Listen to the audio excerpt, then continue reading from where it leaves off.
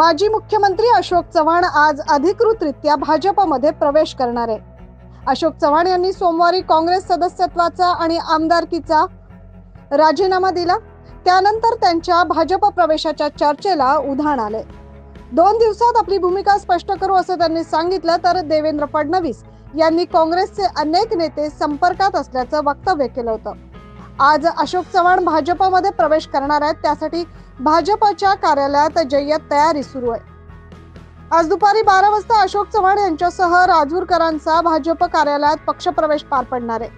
अशोक चव्हाण, अमर राजूरकर यांचा पक्षप्रवेश भाजपचे प्रदेशाध्यक्ष चंद्रशेखर बावनकुळे आणि उपमुख्यमंत्री देवेंद्र फडणवीस यांच्या उपस्थितीत पार पडणार आहे। भाजप प्रदेशाध्यक्ष चंद्रशेखर बावनकुळे आणि देवेंद्र फडणवीस, अशोक चव्हाण आज दुपारी 12 वाजता मुंबईतील भाजपच्या पक्ष कार्यालयात हा पक्षप्रवेश होणार आहे। आमदार अमर राजूरकर हे देखील अशोक चव्हाण यांच्या सोबत भाजपमध्ये आता जाणार आहेत। Bureau report 9 news Maharashtra.